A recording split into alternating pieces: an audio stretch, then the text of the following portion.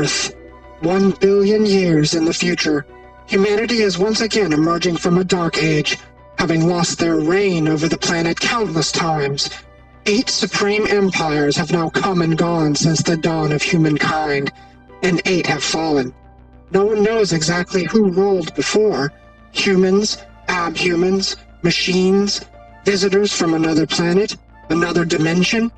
All they have left behind are the remnants of their civilizations, technology large and small, as well as nanites that permeate everything, everywhere.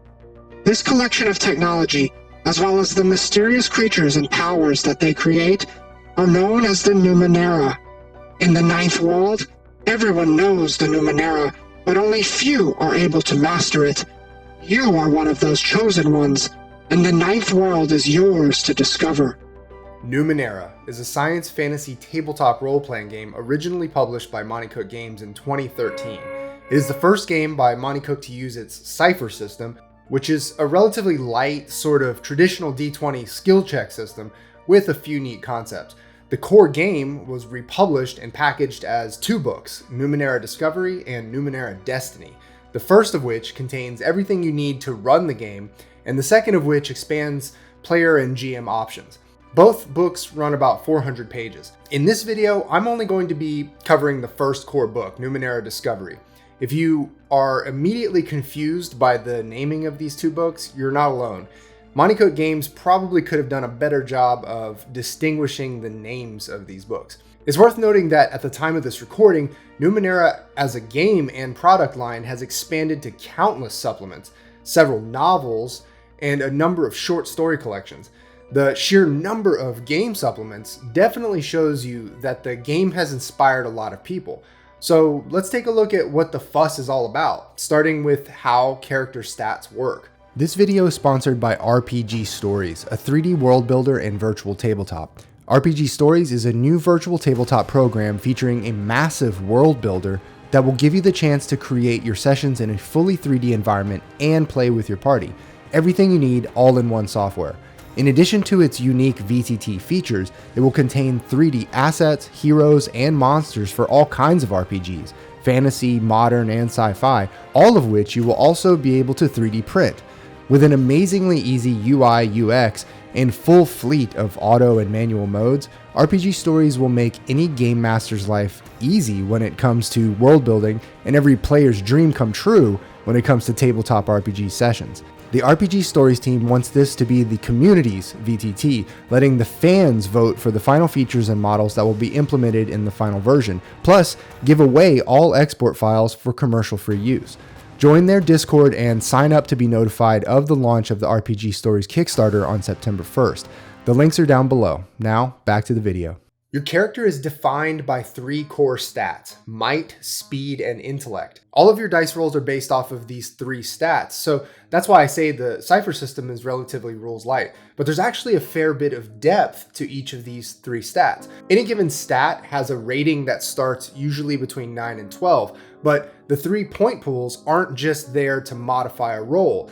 They actually act as a sort of hit point pool as well, where taking damage will temporarily reduce a pool depending on the type of damage. They also act as points you can spend to reduce the difficulty of a task. This is called applying effort. Usually to reduce the difficulty of a challenge by 1 step or to increase the damage on an attack, you would spend 3 points from one of your stat pools, but each stat also has an edge rating.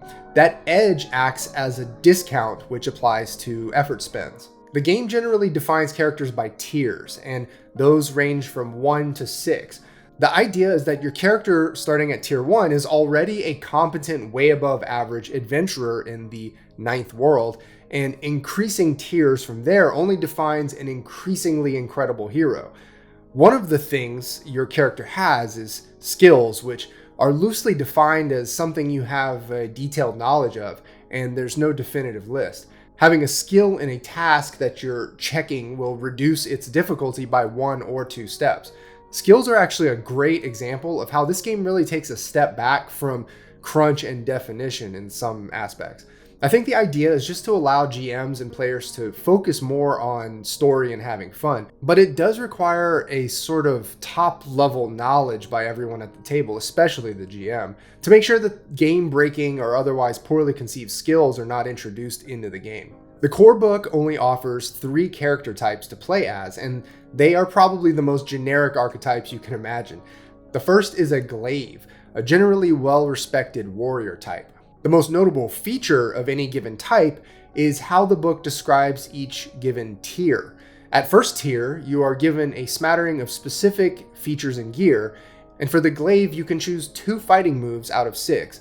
Some of these fighting moves have a point cost, which is a reminder that you are constantly spending points out of your 3 stat pools. All 6 tiers for each of the 3 character types are described at length and offer a lot of possible options. I found it interesting that the book makes some claims throughout this game about it being more than combat. And in fact, the XP system, which I'll describe here in a minute, does support that sentiment. But this first and foremost character type, as well as at least half of the items that you can find and most of the bestiary, really suggest a game that has combat deeply woven into it. Anyway, here's the Nano, aka a Nano Sorcerer, someone who can tap into the Numenera in any number of ways to perform esoteries, aka spells.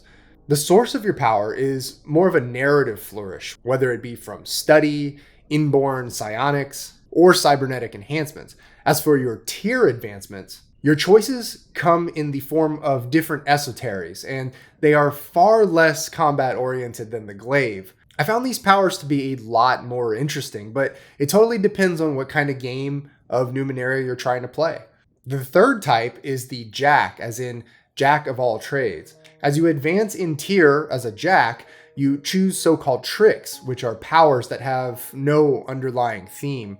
I guess if I had to choose a theme for Jacks, it would be that they lean towards trickery, illusion, and escape, but only loosely so. After you've chosen your character type, or maybe before, you will write down a short descriptive sentence that actually mechanically determines your character's build at a fundamental level. The sentence is structured as I am an adjective, noun, who, verbs. The adjective you choose actually has a whole bunch of stuff attached to it, as described on these pages. It's a clever way to package something that's actually fairly traditional in character generation. On the surface, a simple adjective is a cool and easy way to build a character, but right under the hood, there's a lot of wordy complexity that you have to find a way to handle.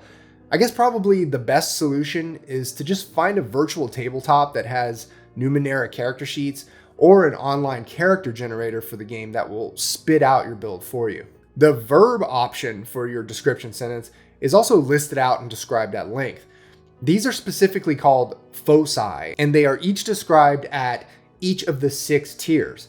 If you take a close look at this list, you'll see again, a lot of the game's focus is in fact on combat, at least in this core book. But as far as character choice goes, you do get a lot. It's important to keep in mind though that in this game, you don't increase tier very frequently. When making a check in this game, you're choosing one of the 3 core stats, might, speed, or intellect, and rolling a d20 and trying to meet or exceed a target number ranging from 0 to 30. That target number is also translated in a straightforward way to a task difficulty rating of 0 to 10. The difficulty rating here is used to describe a task or an enemy more often than not, and you have to then multiply that number by 3 to get the actual target number to meet or beat with your d20 roll. You can apply a skill to reduce a difficulty by up to 2 steps, and an asset like an item can reduce it another 2 steps. Then by applying effort, aka spending from one of your stat pools, you can reduce the difficulty even further. The system always has the player rolling for everything, and the GM never touches the dice. So for example, in the case of getting attacked, the player will roll to see if they dodge or evade the attack, rather than the GM rolling to see if they hit. There are also a lot of built-in special rolls off of the d20 as well. If you roll a 1, a GM can introduce a complication called an intrusion. This could be something like taking extra damage or losing their next turn. A rolled 17 earns an extra point of damage if it was an attack. 18 gets you 2 points of damage. A 19 triggers 3 extra points of damage and a minor effect, which can be things like damaging an opponent's weapon, distracting the enemy, knocking them back. Did I mention this game was more combat oriented than it claimed to be? If you roll a 20, you get 4 bonus damage on an attack as well as a major effect. This can include disarming or impairing an enemy, knocking them down, or stunning them. By this point, if you're wondering why you don't just play this setting with D&D 5e rules, since there is so much blow-for-blow combat, you can do that too. In 2020, Monte Cook Games published a supplement called Beneath the Monolith, which ports everything to 5e. You whittle down an NPC's health pool, which is usually equal to their target number, and there are no damage rolls. If a hit lands, it always deals the amount of damage specified by the weapon or attack used, minus the defender's armor rating. When an NPC reaches 0 health, they are either dead or incapacitated depending on what the attacker wanted.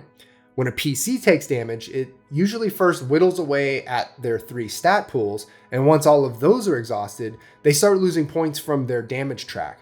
As the damage track progresses, you start triggering states of injury. You start at Hail, but then you can be reduced to Impaired, which increases your effort cost by 1, then Debilitated, which limits your actions to only moving or crawling, and finally Dead. The book states that dead is dead, but I'd be willing to wager that there are some exceptions. The interesting aspect of how damage works is actually how you recover in this game. In any given 28-hour day, days are 28 hours by the way, because over the past billion years, Earth's rotation has slowed down a bit. In any given day, your first attempt at rest is basically free. You roll a d6 and add your tier, which can be 1 through 6. That's how many points you recover across your 3 stat pools. Then the second recovery attempt you make in a day requires 10 minutes of in-game rest plus that recovery roll. The third attempt that day requires an hour of rest, and the fourth attempt is 10 hours of rest plus the roll. Anytime you recover a stat pool from 0 to 1, your damage track is also restored by 1 step. Not taking into consideration special kinds of damage that you can take, this is all a very forgiving recovery system that is meant to keep players from playing too conservatively with their stat pools or their character's safety. In case you were wondering, yes, there are a bunch of rules describing all the edge cases for gameplay like illumination, visibility, movement in water, falling, etc. One of the biggest highlights of this game's rules, in my opinion, is how XP works. First is how it's awarded. Instead of awarding XP for defeating monsters, the GM awards a variable amount of XP for players accomplishing and discovering things, as well as 2 XP for suffering a so-called GM intrusion. An intrusion by the GM can happen at any time to inject a complication into the scene. Of those 2 XP awarded, the player has to immediately award another player 1 of those XP. A player can also choose to refuse an intrusion, but must spend 1 of their own XP to do so. The second thing about XP is that it can be spent in 4 different ways by the player. The first way is for an immediate benefit. A player can spend an XP to re-roll any roll in the game and choose the better of 2 rolls, which is a pretty strange application of XP. It's just doing double duty as a straight up meta currency. The second way to spend XP is to burn 2 points to gain a skill or ability that works very specifically for the task at hand. That will essentially reduce the difficulty level of a challenge or set of challenges by 1 or 2 steps. The third way to spend XP is by burning 3 points to codify a narrative thing that happened to your character into something permanent. The examples listed are things like gaining a long-term NPC contact, gaining a residence, getting an important title or job, getting a huge amount of wealth, or even something like an artifact. The fourth and final way to spend XP is the one you would most expect, for character advancement. To advance a tier in this game, you have to purchase 4 different steps in any order, and which each cost 4 XP. If you're playing the game as intended, getting to your next tier will take a number of sessions because you're spending half your XP at any given time on meta stuff like re-rolls and all that other stuff. I think that this is the most interesting aspect of the game's rules because it creates a play loop that de-emphasizes leveling up for the players and allows the GM to control the rate of meta currency spending just by virtue of the fact that they can award XP at any moment for introducing an intrusion into the scene. At full throttle, this game can be played with a constant churn of incursions which award XP, which are then spent on short and medium term benefits. One important thing to note here is that the game doesn't really want players to hoard XP and encourages GMs to force a spend in one way or another anytime a player reaches 10 XP in their pool. The setting of Numenera is arguably the most important aspect of the game and is the thing that a lot of people love most about it. It's planet Earth, but a billion years in the future. The continents have all shifted back together into a sort of neo-Pangea, leaving a gargantuan ocean around the rest of the planet. But not only is the ocean completely unexplored, a vast majority of the supercontinent is unexplored and unmapped as well. The humans, abhumans, and other intelligent entities live in the shadow of 8 previously highly advanced civilizations, which they know next to nothing about.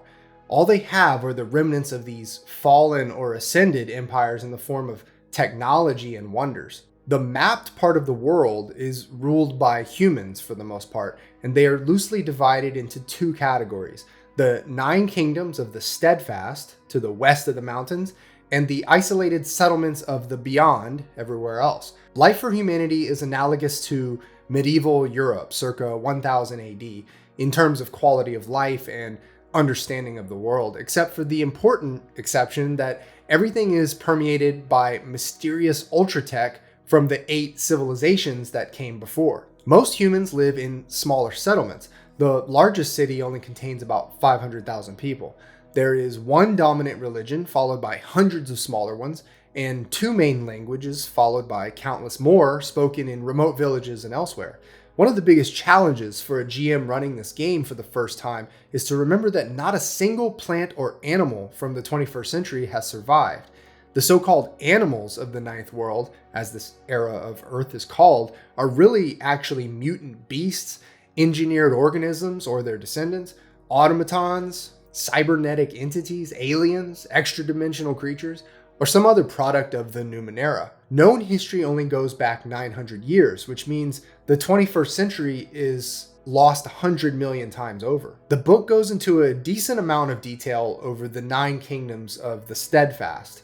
Details I won't go over in this video, but it's worth mentioning that this is where you might find the closest thing to familiarity if you're coming from a traditional fantasy setting. The setting for this game is not easy to grasp at a glance because its premise is so deceptively simple. On its face, you might be tempted to present the world as a post-apocalyptic or post-post-apocalyptic Earth where humans are rebuilding civilization and are at a fantasy feudal stage in their development. And there are all the trappings of that: kings and queens, farmers, nobles, slaves, and even magic. But I think the minute you get lazy and include a horse or a banal droid that speaks in a robotic voice, you drop the ball on this setting. Because in fact, no one knows anything about the technology they're using aside from if it does a thing or doesn't do a thing.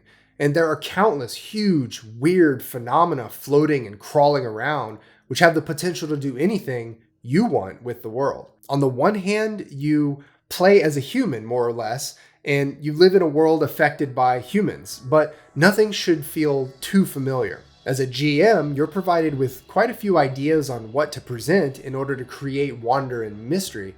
Actually, the density of weird wonders in this mapped portion of the continent is so high that you kind of have to suspend disbelief and remember that it's just supposed to be a menu for you to choose adventure ideas from, and not a real functional region of a planet. The density of crazy, interesting, weird stuff across the landscape actually kind of reminds me of an open world video game where you're constantly encountering something cool as you're off walking around. The bestiary chapter contains about 40 or 42 creatures, all of which are about as bonkers as you'd imagine. I think under normal circumstances, I would criticize a bestiary this bizarre and varied for not being thematically cohesive enough, for just not having any sort of plausible interoperability from an environmental standpoint.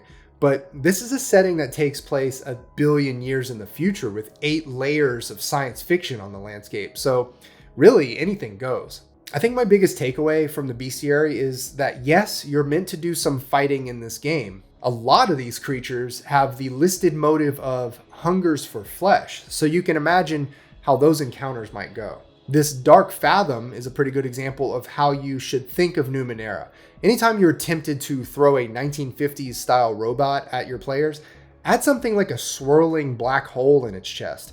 That'll bring you back on brand. The game categorizes items as essentially three things: ciphers, artifacts, and oddities. And for the most part, from a character's perspective, most of this stuff is very difficult to identify. Ciphers are a one-time usage item, which a character can only hold so many of. The reasoning is that they're relatively powerful little scene stealers that are meant to be found and used up with great frequency. Players aren't meant to hoard them. This list of ciphers on the right gives you an idea of what they're all about. Combat disruption for the most part, but occasionally stuff you can use for reconnaissance or infiltration. You get a description of each of these, and the idea again is to shower your players with these things. Artifacts are more of a permanent kind of item with a more straightforward application like weapons, armor, and utilities. You can assign any kind of quirk to make them more interesting, and you get about 80 or so described for you. The third kind of thing players might find are oddities, which are meant to be inscrutable objects that always seem odd, but at least have some trade value. These items are meant to reinforce the setting's major theme of mystery. Some objects are just so weird that players never figure them out. The last two chapters of this book are the GM section and several sample adventures. I'm going to gloss over all this, but I do want to point out the last bit of the GM section on realizing the ninth world. I've mentioned it a couple times already, but this is a setting that's trying to do a unique thing, so it requires a bit of extra effort and attention by the GM. Here are some of your principles. Maintain the weird. Never use the same trick twice.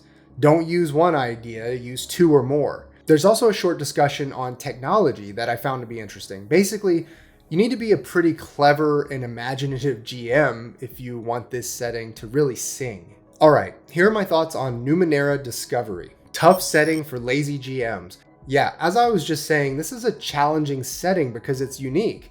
If you're not very inspired or you don't really read through this book or really think about the ninth world, basically, if your imagination isn't completely lit up from reading this book, then it would probably be hard to wing a session. Still about combat. The book started off with some whispered notions that this is a game about discovery and other sort of romantic ideals that whisk you away from the ball and chain that is D&D style combat. But as far as the game presented in this one book, you play as a pretty powerful, very resilient, heroic adventurer who accumulates combat-centric gear and abilities. Incredible setting.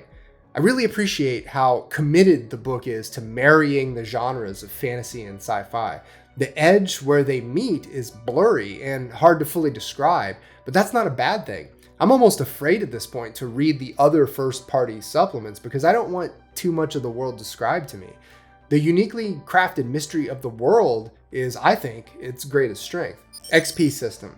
The Cypher System has been around a while now and incorporated into a number of different games, and I don't know how those other games handle XP, but in this game, XP serves as an engine of constant forward-moving action and progress. As long as the GM can remember to keep introducing intrusions, the play loop is fueled and the players keep getting opportunities to do crazy stuff and get stronger. It's definitely a style of gameplay that isn't for everyone. The thing where players get 2 XP for a GM intrusion, but then have to give away one of those XP to another player, just won't make sense in the fiction half the time. But if everyone's in the mood for this kind of meta weirdness, it can be a lot of fun. I don't know what the future holds for Numenera. On the one hand, it has enjoyed immense popularity and a lot of people praise the underlying Cypher system. On the other hand, the game has been around a while now and its best days are probably behind it. At the time of this recording, Monte Cook Games recently announced that it would be releasing the Cypher system under an open game license, presumably in the hope of injecting some new life into their product line, including Numenera. But regardless of popularity and business numbers, Numenera is a huge accomplishment in terms of its setting. They took the fantasy plus sci-fi world thing and turned it up to 11, and I think that sort of immortalizes this game. Anyway, that's all I have for now. If you would like to help keep this channel going, please consider joining my Patreon. Links for everything are down below. Thanks for watching. See ya.